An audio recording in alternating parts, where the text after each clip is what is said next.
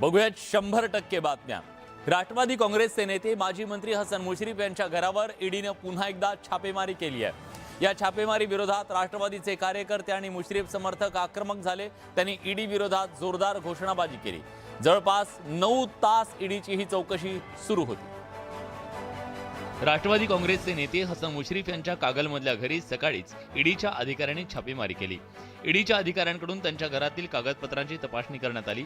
मुश्रीफ यांच्यावर 100 कोटींच्या घोटाळ्याचा आरोप आहे, त्यामुळेच मुश्रीफ यांच्या घरावर छापेमारी करण्यात आल्याचं सांगण्यात येत आहे। या छापेमारीनंतर मोठ्या संख्येने मुश्रीफ समर्थक घराबाहेर जमले। मुश्रीफांच्या आक्रमक कार्यकर्त्यांनी ईडी कारवाई विरोधात जोरदार घोषणाबाजी करत ठिय्या आंदोलन केलं। गेल्या 1.5 महिन्यात दुसऱ्यांदा मुश्रीफांच्या घरावर छापा टाकण्यात आला। यापूर्वी 11 जानेवारी रोजी मुश्रीफ यांच्या कोंडव्यातल्या नातेवाईकांच्या निवासस्थानी तसंच गणेशखिंड रस्त्यावरच्या एका कार्यालयात ईडीच्या पथकानं छापा टाकला होता।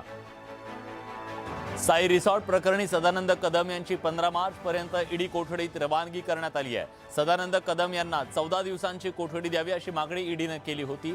कदम यांना कोठडीत औषध घेण्याची परवानगी कोर्टाने दिली, मात्र घरच्या जेवणाला मात्र ईडीने विरोध केला। साई रिसॉर्ट प्रकरणी अनिल परब यांचे निकटवर्ती आणि रामदास कदमांचे भाऊ सदानंद कदम यांना अटक झाल्यानंतर पीएमएलए कोर्टात त्यांना हजर करण्यात आलं। यावेळी पीएमएलए कायदा सीआरझेड अनधिकृत बांधकामांना लागू होत नाही। साई रिसॉर्टशी आमचा संबंध असून दुसऱ्या रिसॉर्टशी संबंध नाही। ऑपरेशनमध्ये नसताना समुद्रात वेस्ट वॉटर सोडलं असा आरोप कसा? रिसॉर्टसाठी वीज मिळवण्यासाठी महावितरणकडे अर्ज केला होता असा युक्तिवाद कदमांच्या वकिलांनी केलाय। तर सदानंद कदमांनी समाधानकारक उत्तर न दिल्यानं त्यांना अटक करण्यात आल्याचं ईडीने म्हटलंय। ईडीने सादर केलेल्या पुराव्यात अनिल परब यांच्या खात्यातून 1 कोटी रुपये विभा साठे यांना दिल्याचं उघड झालंय। कदम यांच्या माध्यमातून ही रक्कम दिल्याचंही ईडीने म्हटलंय। मनी लॉन्ड्रिंग झाल्याचं कोर्टानं मान्य करत कदम यांना 14 दिवसांची ईडी कोठडी दिली आहे। या दोघांचं म्हणणं ऐकून कोर्टानं 15 तारखेपर्यंत ईडी कस्टडी ग्रँट केलेली आहे। सदानंद कदमांच्या ईडी कोठडीमुळे माजी मंत्री आणि ठाकरे गटाचे आमदार अनिल परब यांच्या अडचणी वाढण्याची शक्यता आहे। केंद्रीय तपास संस्था ईडीने नोकरीच्या बदल्यात जमीन घोटाळा प्रकरणी शुक्रवारी बिहारमध्ये अनेक शहरांमध्ये छापे मारले। यात बिहारचे माजी मुख्यमंत्री लालू प्रसाद यादव यांच्या 3 मुली आणि आरजेडी नेत्यांच्या कार्यालयांचा आणि निवासस्थानांचा समावेश आहे। सूत्रांनी दिलेल्या माहितीनुसार छाप्यात 53 लाख रुपये रक्कम, 1900 अमेरिकन डॉलर, जवळपास 540 ग्रॅम सोनं आणि 1.5 किलो सोन्याचे दागिने जप्त करण्यात आलेत। दक्षिण दिल्लीत लालू प्रसाद यादव यांचा मुलगा आणि बिहारचे उपमुख्यमंत्री तेजस्वी यादव राहत असलेल्या एका घराची झडती घेण्यात आली। दिल्लीतल्या न्यू फ्रेंड्स कॉलनी परिसरात असलेल्या घराचा पत्ता इके इकोसिस्टम प्रायव्हेट लिमिटेडच्या नावानं नोंद आहे। या कंपनीचाही या प्रकरणात समावेश आहे। मात्र यादव कुटुंबीय या घराचा राहण्यासाठी वापर करतायत। ईडीनं पाटणा, फुलवारी शरीफ, दिल्ली, एनसीआर, रांची, मुंबईत लालू प्रसाद यादव यांच्या मुली रागिणी यादव, चंदा यादव आणि हिमा यादव यांच्यासह आरजेडीच्या माजी आमदारांच्या कार्यालयावर सुद्धा छापे टाकले। केंद्रीय सुरक्षा दलाची कडक सुरक्षा व्यवस्था या छाप्यावेळी होती। 2 राज्यांमध्ये पुन्हा एकदा राजकीय लढाईला सुरुवात झाली आहे। निवडणुका जवळ येत असतानाच खणाखणीला सुरुवात झालेली आहे। त्यामुळे साताऱ्यातलं राजकीय वातावरण तापलंय। पेंटिंगच्या मुद्द्यावरून खासदार उदयनराजे आणि आमदार शिवेंद्रराजे भोसले यांच्यातला वादाला रंग आलेला असताना आता त्यात नवा वाद सुरू झालाय। बघूया। पालकमंत्री शंभूराज देसाईंच्या निवासस्थानाजवळ असणाऱ्या इमारतीच्या भिंतीवर खासदार उदयनराजे भोसलेंचं छायाचित्र काढण्याच्या कारणावरून तणाव निर्माण झाला। क्रेनच्या माध्यमातून भिंत रंगवल्यानंतर त्या ठिकाणी छायाचित्र काढण्याच्या कामाला प्रत्यक्ष सुरुवात झाली। मात्र त्यामुळे तणाव निर्माण झाल्यानं पोलिसांनी हस्तक्षेप करत हे काम थांबवलं। मात्र तिथं कोणताही वाद नव्हता, तर फक्त गैरसमज निर्माण झाल्याचा दावा उदयनराजेंनी केला। मात्र या मुद्द्यावरून राजकीय टोलेबाजी सुरू झाल्यानंतर उदयनराजेंनी शिवेंद्रराजेंवर तोफ टाकली आहे। तुम्ही सुद्धा म्हणजे संबंधित जे उद्गार करतात त्यांनी सुद्धा तेवढं लोकांची सेवा करावी। पहिलं तर मला काय माझं पेंटिंग कुठं काढून घ्यायची हौस नाही। पेंटिंग काढण्यापेक्षा कामाच्या माध्यमातून नाव झालं पाहिजे असं मला वाटतं। उदयनराजेंच्या टीकेला मग शिवेंद्रराजेंनीही जशास तसं उत्तर दिलंय। सातारा नगरपालिका निवडणुकीसाठी सगळेजण कामाला लागलेत। एकमेकांना खिजवण्यासाठी आरोप प्रत्यारोपांची मालिका सुरू झाली आहे। त्यातच पेंटिंगवरून उदयनराजे आणि शिवेंद्रराजेंमध्ये सुरू झालेल्या वादात अजून राजकीय रंग भरले जातील। राष्ट्रवादी काँग्रेसने एकनाथ खडसेंची विधान परिषदेच्या गटनेतेपदी निवड केली। या निवडीचा खडसेंच्या जळगाव जिल्ह्यामध्ये आनंद साजरा होत नाही, तोच सत्ताधाऱ्यांनी खडसेंना जिल्हा बँकेत पुन्हा एकदा धक्का दिलाय। राष्ट्रवादीच्या बंडखोरांनी शिवसेनेच्या मदतीने राष्ट्रवादीच्या जिल्हाध्यक्षाचा पराभव केलाय। जळगाव जिल्हा बँकेत राष्ट्रवादीचे नेते एकनाथ खडसेंना मोठा धक्का बसलाय। जळगाव जिल्हा बँकेच्या अध्यक्षपदाच्या निवडणुकीत शिवसेना आणि भाजपच्या खेळीनं खडसेंचे समर्थक आणि राष्ट्रवादीचे जिल्हाध्यक्ष रवींद्र पाटलांचा पराभव झालाय। विशेष म्हणजे राष्ट्रवादीचेच बंडखोर संजय पवारांनी शिवसेनेच्या मदतीनं रवींद्र पाटलांना आसमान दाखवलंय. महाविकास आघाडीकडे 15 सदस्यांचं संख्याबळ असल्यानं राष्ट्रवादीचे रवींद्र चव्हाण हे बिनविरोध निवडून येतील असं वाटत होतं. पण जिल्हा बँकेच्या निवडणुकीत खडसेंच्या विरोधी पॅनलकडून निवडणूक लढवलेल्या संजय पवारांनी पुन्हा एकदा बंडखोरी केली आणि या बंडखोरीला अपेक्षेप्रमाणे शिवसेनेचा पाठिंबा तर मिळालाच, पण काँग्रेसनंही आघाडी धर्म विसरून संजय पवारांना मदत केल्यानं राष्ट्रवादीला धक्का बसला. सगळ्यांनी मला जे सहकार्य केलं, या जिल्हा बँकेला खरा न्याय 20 वर्षानंतर आता मला मिळालेला आहे. विधान परिषदेच्या गटनेतेपदी निवड झाल्याच्या दुसऱ्या दिवशी झालेल्या पराभवानं खडसेंच्या गटनेतेपदाच्या आनंदावरही विरजण पडलंय. त्यामुळे आता या पराभवाचे पडसाद अधिवेशनात सुद्धा उमटण्याची शक्यता आहे. बडे नेते मतदारसंघात आल्यानंतर आमदार आणि कार्यकर्ते फ्लेक्स लावतात, बॅनरबाजी करतात. मात्र सत्ताधाऱ्यांचं स्वागत आणि आभार मानण्याचं काम विरोधी पक्षातल्या आमदारांना केल्याची घटना सहसा कधी घडत नाही. मात्र असं घडलंय. राष्ट्रवादी काँग्रेसचे आमदार रोहित पवारांनी चक्क उपमुख्यमंत्री देवेंद्र फडणवीस यांच्या स्वागताचे फ्लेक्स लावले.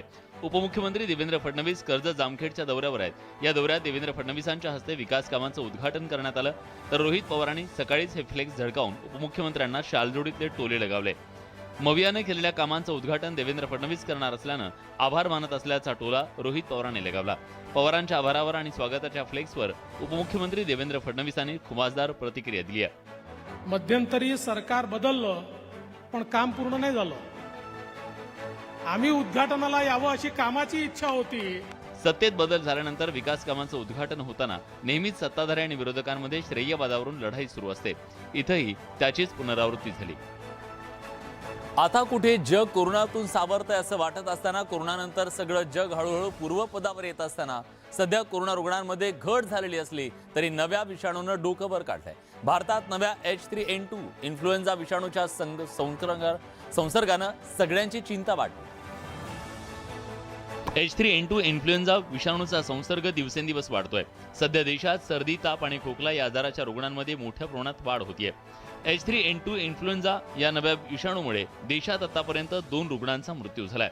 H3N2 इन्फ्लुएन्झा विषाणूमुळे श्वसनाचा तीव्र त्रास जाणवतो. लहान मुलं, ज्येष्ठ नागरिक आणि ज्यांना इतर आजार आहेत त्यांना H3N2 विषाणूचा संसर्ग होण्याची भीती आहे. ताप, खोकला, सर्दी, अंगदुखी, मळमळ, उलट्या, जुलाब ही नव्या विषाणूची प्रमुख लक्षणं आहेत. हरियाणात आतापर्यंत या विषाणूच्या 10 रुग्णांची नोंद झाली आहे. या पार्श्वभूमीवर मास्क लावण्याचा आणि वारंवार हात धुण्याचा सल्ला डॉक्टरांनी दिलाय.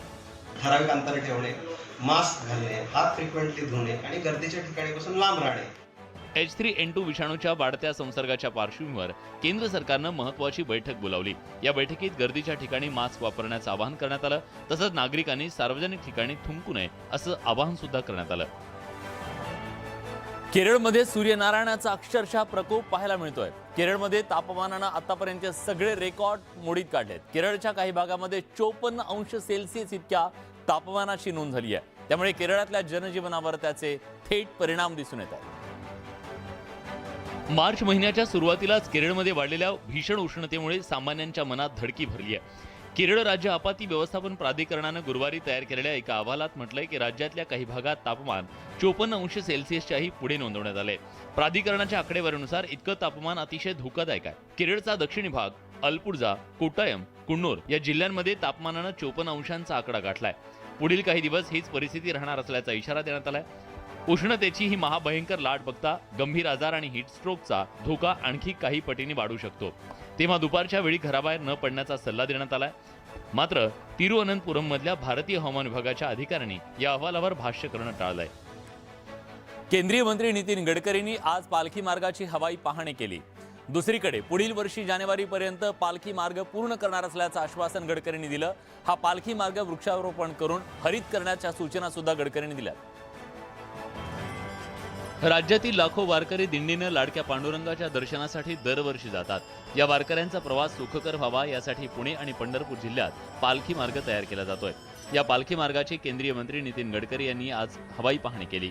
श्री संत ज्ञानेश्वर महाराज पालखी मार्ग हा 234 किलोमीटर लांबीचा मार्ग आहे, तर श्री संत तुकाराम महाराज पालखी मार्ग 130 किलोमीटर लांबीचा आहे. या चौपदरी रस्त्याच्या दोन्ही बाजूला वारकऱ्यांच्या सोयीसाठी स्वतंत्र पालखी मार्ग समाविष्ट करण्यात आलाय. मला असं वाटतं की पुढल्या नवीन वर्षात हा पालखी मार्ग नक्कीच आपल्याला मिळेल. या ठिकाणी वारकऱ्यांसाठी आवश्यक त्या सोयीसुविधा पुरवण्यात येतील। सदर पालखी मार्गावर रस्त्याच्या दोन्ही बाजूला वृक्षारोपण करण्याबरोबरच आवश्यक त्या ठिकाणी महाराष्ट्रातल्या संत महात्म्यांची शिल्प, भित्तिचित्र, अभंगवाणी या बाबींवर आधारित कामं करण्यात येतील। त्यामुळे मार्गाच्या सौंदर्यात भर पडणार आहे। शिर्डी साईबाबांच्या दर्शनासाठी येणाऱ्या भाविकांसाठी एक आनंदाची बातमी आहे। दर्शनासाठी लांबच लांब रांगा, साई मंदिरामध्ये प्रवेशासाठी होणारा त्रास यापासून साई भक्तांना दिलासा मिळणार आहे। तासनतास रांगेत ताटकळत उभं राहणं आता साई भक्तांची या सगळ्यातून सुटका होणार। शिर्डी साईबाबा संस्थानं 6 एकर जागेवर 112 कोटी रुपये खर्चून बांधलेलं अत्याधुनिक दर्शन रांग कॉम्प्लेक्स लवकरच सुरू होणार आहे। जवळपास 5 वर्षांपूर्वी सुरू झालेल्या या इमारतीचं काम पूर्ण झालंय। या नवीन दर्शन रांग कॉम्प्लेक्समध्ये एका वेळी 12 ते 18,000 भाविक बसू शकतात। मोठे एसी हॉल, बायोमेट्रिक दर्शन पास, VIP व्यवस्था, कॅटरिंग कॅन्टीन सुविधा, शौचालय, बुक स्टॉल, लाडू प्रसाद अशा सर्व गोष्टी एकाच ठिकाणी उपलब्ध होणार आहेत। दर्शन रांग कॉम्प्लेक्स आणि शैक्षणिक संकुल याचे उद्घाटन सुद्धा आदरणीय प्रधानमंत्र्यांनी करावं अशी त्यांना विनंती केलेली आहे। साईबाबा संस्थांचा हा महत्वाकांक्षी प्रकल्प असून तिरुपती बालाजीच्या देवस्थानच्या धर्तीवर त्यांच्यापेक्षाही सुसज्ज अशी दर्शन व्यवस्था सुरू करण्यात आली आहे। या आधुनिक दर्शन रांग कॉम्प्लेक्सचं उद्घाटन पंतप्रधान मोदींच्या हस्ते होणार असल्याचं कळतंय। त्यासाठी पंतप्रधान मोदींना निमंत्रण पाठवण्यात आलंय। गेल्या अनेक वर्षांपासून प्रतीक्षेत असलेली उरण लोकल लवकरच सुरू होण्याची चिन्ह आहे। खारकोपर उरण मार्गावर लोकलची पहिली चाचणी घेण्यात आली आहे। त्यामुळे लवकरच उरणपर्यंत लोकल सुरू होण्याची शक्यता निर्माण झाली। मुंबईपासून तासाभराच्या अंतरावर असलेलं उरण गेल्या अनेक वर्षांपासून लोकलच्या प्रतीक्षेत आहे। मुंबई नवी मुंबईपासून हाकेच्या अंतरावर असतानाही उरणमधल्या नागरिकांना, प्रवाशांना वाहतूक कोंडी, खड्डे, धूळ या समस्यांचा सामना करावा लागत होता। या पार्श्वभूमीवर उरण आणि द्रोणागिरी रेल्वे स्थानकाच्या कामाला गती देण्यात आली। खारकोपर ते उरण दरम्यान सिग्नल यंत्रणेची चाचणी घेण्यात आली। खारकोपर ते उरण दरम्यान लोकलची नुकतीच चाचणी घेण्यात आली। ही चाचणी यशस्वी झाली असून उरणच्या लोकलची घटिका समीप आल्यानं उरणकरांनी आनंद व्यक्त केलाय। केरळमध्ये भरधाव वेगाचा कहर पाहायला मिळाला। बस आणि कारमध्ये भीषण अपघात झाला। या अपघातात काही जण जखमी झाले। अपघाताचा हा थरार सीसीटीव्हीत कैद झाला।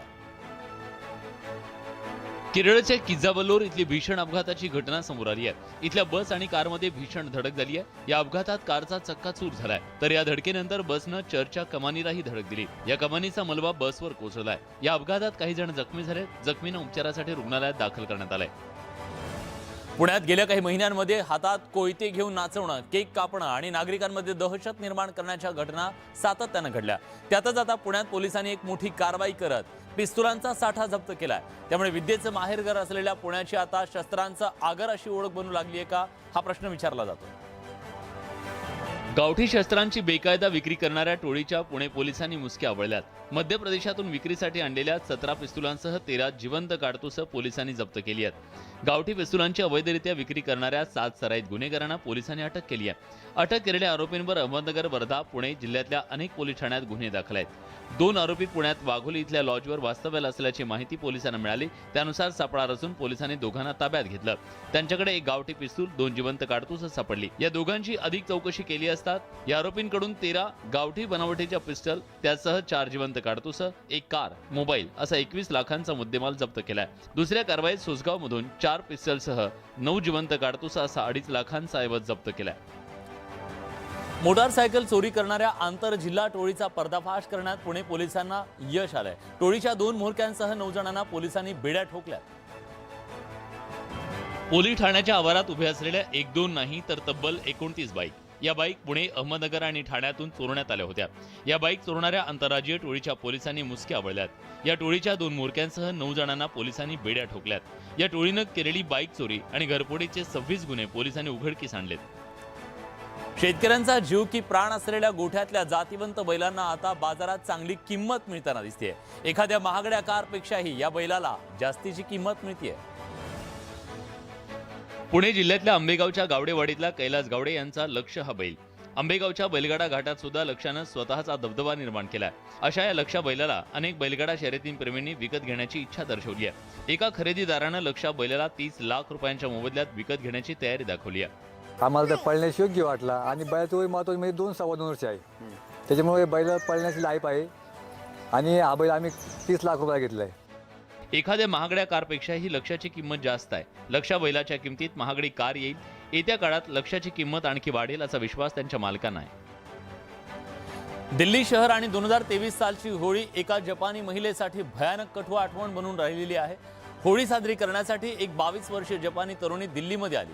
इतक्यात तरुणांच्या एका टोळक्यानं तिची छेड काढल्याचं समोर आलं. तरुणांच्या टोळक्यानं आधी तिला घेरलं, तिला जबरदस्तीनं रंग लावला गेला. एका तरुणानं तिच्या डोक्यावर अंड फोडलं. या घटनेचा व्हिडिओ मोठ्या प्रमाणात व्हायरल झालाय. व्हिडिओ पाहून हे स्पष्टपणे जाणवतं की तरुणीला या सगळ्या गोष्टीचा त्रास होत होता. तिला असुरक्षित वाटत होतं. आता या प्रकरणी पोलिसांकडून निवेदन जारी करण्यात आलंय. पोलिसांनी दिलेल्या माहितीनुसार हा व्हिडिओ पहाडगंज ठाण्याच्या हद्दीतला होळीच्या दिवशीचा आहे. यातली तरुणी एक जपानी पर्यटक आहे जी दिल्लीच्या पहाडगंजमध्ये राहत होती आणि ती आता बांगलादेशला गेली आहे. या प्रकरणी तरुणीनं कुठलीही तक्रार दिली नाही, पण पोलिसांनी तिची ओळख पटवून एका अल्पवयीन मुलासह 3 तरुणांना ताब्यात घेऊन चौकशी सुरू केली आहे. व्यसनमुक्ती केंद्रात एका व्यक्तीला झालेल्या मारहाणीची अतिशय धक्कादायक क्रूर अशी घटना समोर आली आहे. ही घटना गुजरातच्या पाटणमधली असून या मारहाणीमध्ये संबंधित व्यक्तीचा मृत्यू झाल्यानं एकच खळबळ उडाली आहे. या घटनेचा व्हिडिओ सुद्धा समोर आलाय. पाटण इथल्या व्यसनमुक्ती केंद्रातले सीसीटीव्ही कॅमेऱ्यामध्ये ही घटना कैद झाली आहे. या घटनेत मेहसाणाच्या हार्दिक सुधारला ड्रगची सवय सोडण्यासाठी केंद्रात दाखल करण्यात आलं होतं. मात्र या ठिकाणी त्याला बेदम मारहाण करण्यात आली. मिळालेल्या माहितीनुसार त्याला 1.5 तास बेदम मारहाण करण्यात आली. शेवटच्या श्वासापर्यंत ही व्यक्ती ओरडत होती. तो स्वतःच्या आयुष्याची भीक मागत राहिला, मात्र कोणीही त्याचं ऐकलं नाही. या व्यक्तीला अतिशय निर्दयीपणे मारहाण करण्यात आली. व्यसनमुक्ती केंद्राच्या संचालकासह इतरांनी ही मारहाण केल्याचं कळतंय. धक्कादायक बाब म्हणजे या घटनेत हार्दिकचा मृत्यू झालाय. ही घटना समोर आल्यानंतर पोलिसांनी सर्व आरोपींना आता अटक केली आहे. ऋतू कोणताही असो, आईस्क्रीम सगळ्यांचा जीव की प्राण असते. पार्टी असो किंवा मग छोटासा घरगुती कार्यक्रम, आईस्क्रीम नसेल तर त्यात रंगत येत नाही. मात्र याच आईस्क्रीमसाठी आता तुमचा खिसा हलका होणार आहे. उन्हाळा येताच आईस्क्रीम विक्रीला वेग येतो. उन्हाच्या तीव्रतेसोबतच आईस्क्रीम पार्लरमध्ये सुद्धा ग्राहकांची गर्दी दिसून येते.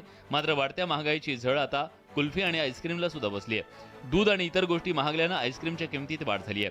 आईस्क्रीमच्या दरात जवळपास 15 ते 20% वाढ झाली आहे. लहान फॅमिली पॅक ज्याची किंमत 180 रुपये होती ती आता 200 रुपयांवर पोहोचली आहे. असं असलं तरी वाढतं ऊन पाहता आईस्क्रीमच्या विक्रीत 20% वाढ होण्याची शक्यता आहे.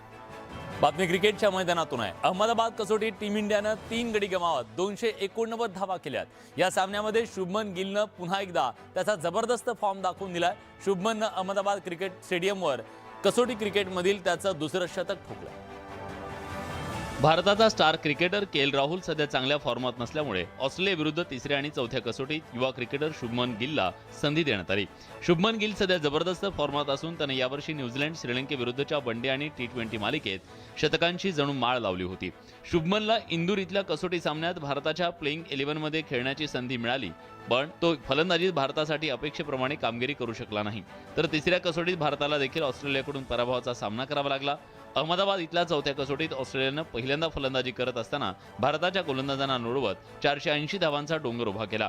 अशातच स्टार फलंदाजांकडून मोठी खेळी करण्याची अपेक्षा आहे. रोहित शर्मा अवघ्या 35 धावा करून बाद झाल्यावर शुभमन गिलनं चेतेश्वर पुजाराच्या साथीनं संघाची धुरा सांभाळली. शुभमननं आपलं दुसरं कसोटी शतक 194 चेंडूमध्ये पूर्ण केलं. त्यानंतर मैदानात उतरलेल्या विराट कोहलीनंही दमदार खेळी करत अर्धशतक झळकावलं. त्यामुळे टीम इंडिया शेवटच्या कसोटीमध्ये सुस्थितीत आहे. तर या होत्या राज्यातल्या, देशातल्या आणि जगभरातल्या महत्त्वाच्या बातम्या. 100% बातम्या. आमचं हे ब्रेकलेस आणि ब्रेथलेस बुलेटिन तुम्हाला कसं वाटतंय नक्की कळवा. बुलेटिनमध्ये आपण इथेच थांबतोय. ताज्या घडामोडींसाठी बघत रहा न्यूज 18 लोकमत.